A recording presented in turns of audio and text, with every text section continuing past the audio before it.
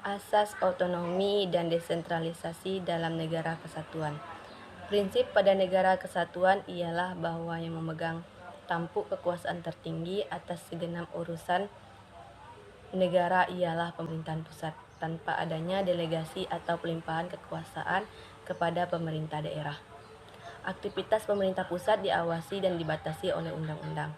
Konsekuensi logis dan dari posisi sebagai penyelenggara kedaulatan negara, maka unit-unit pemerintahan yang dibentuk dan berada di bawah pemerintah pusat harus tunduk kepada pemerintah pusat, tanpa disertai ketundukan dan kepatuhan secara organisasi berdasarkan peraturan perundang-undangan yang berlaku akan menjadi tumpang tindih dan tabrakan dalam pelaksanaan kewenangan. Baiklah, saya akan menjelaskan asas otonomi dan desentralisasi dalam negara Indonesia. Berdasarkan Undang-Undang No. 32 Tahun 2004, definisi otonomi daerah atau desentralisasi adalah penyerahan wewenang pemerintahan oleh pemerintahan pusat kepada pemerintahan daerah otonomi untuk mengatur dan mengurus urusan pemerintahan dalam sistem negara kesatuan Republik Indonesia. Hak daerah dalam menjalankan otonomi. Yang pertama, mengatur dan mengurus sendiri urusan pemerintahannya. Kedua, memilih pemimpin daerah. Ketiga, mengelola aparatur daerah. Keempat, mengelola kekayaan daerah. Kelima, memungut pajak daerah dan retribusi daerah. Keenam, mendapatkan bagi hasil dari pengelolaan sumber daya alam dan sumber daya lainnya yang berada di daerah.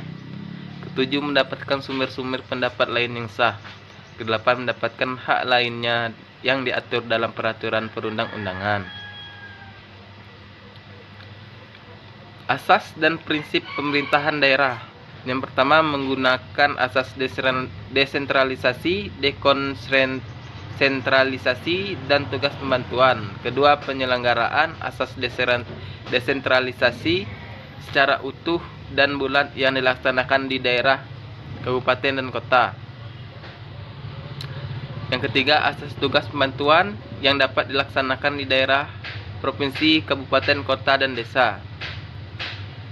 Tujuan otonomi daerah. Yang pertama, distribusi regional yang merata dan adil. Kedua, peningkatan terhadap pelayanan masyarakat yang semakin baik. Ketiga, adanya sebuah keadilan secara nasional. Keempat, adanya pengembangan dalam kehidupan demokratis. Kelima, menjaga hubungan yang harmonis antara pusat daerah dan antar daerah terhadap integritas Republik Indonesia. Ketujuh, menjaga hubungan yang harmonis antara pusat daerah dan antar daerah terhadap integritas Republik Indonesia. Ke-8, mendorong pemberdayaan masyarakat. Ke-9, menumbuhkan prakarsa dan kreativitas, peningkatan peran serta masyarakat, dan mengembangkan peran dan fungsi DPR. Kemudian, nilai dasar otonomi dalam buku Desentralisasi dan Otonomi Daerah 2007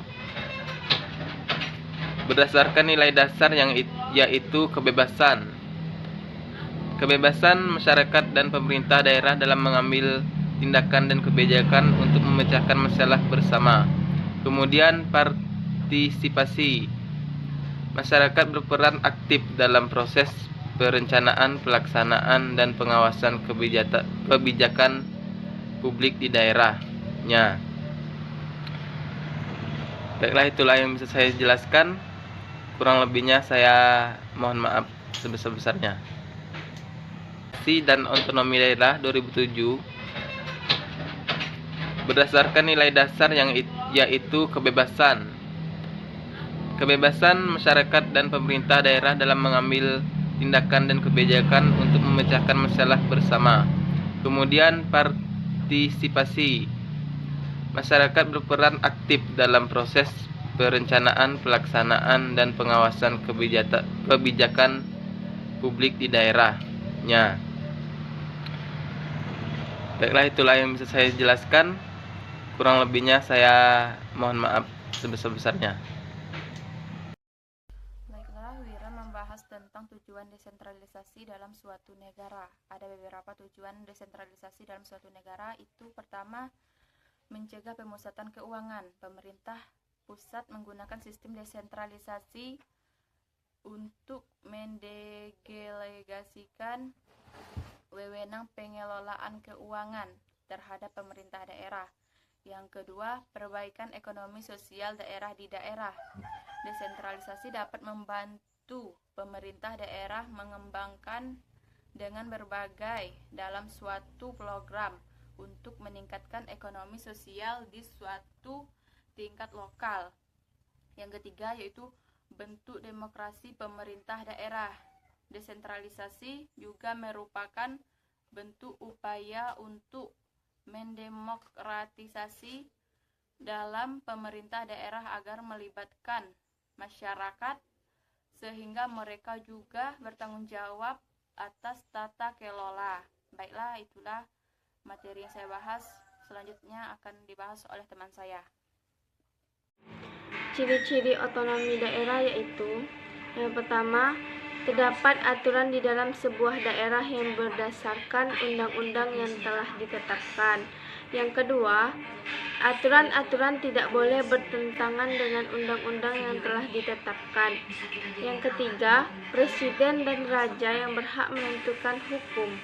Yang keempat, DPRD tidak memiliki hak veto dalam rancangan undang-undang yang telah disahkan oleh DPR. Yang kelima, peraturan yang terdapat di daerah dapat dicabut oleh pemerintahan pusat. Yang ketujuh, bersifat semi-sentralisasi. Yang kedelapan, masing-masing daerah otonom harus mandiri. Yang kesembilan, hari libur nasional diakui oleh pemerintah. Dan yang terakhir, terdapat bahasa nasional yang diakui.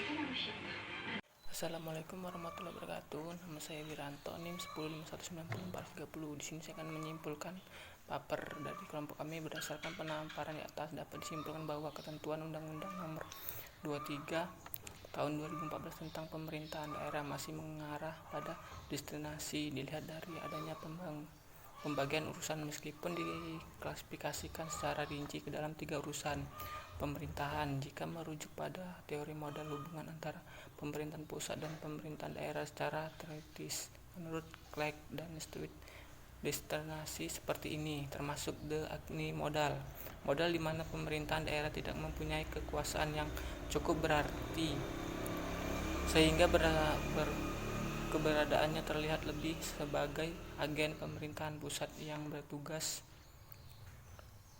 untuk menjalankan kebijakan pemerintahan pusat. Sekian penjelasan kesimpulan dari saya. Wassalamualaikum warahmatullahi wabarakatuh.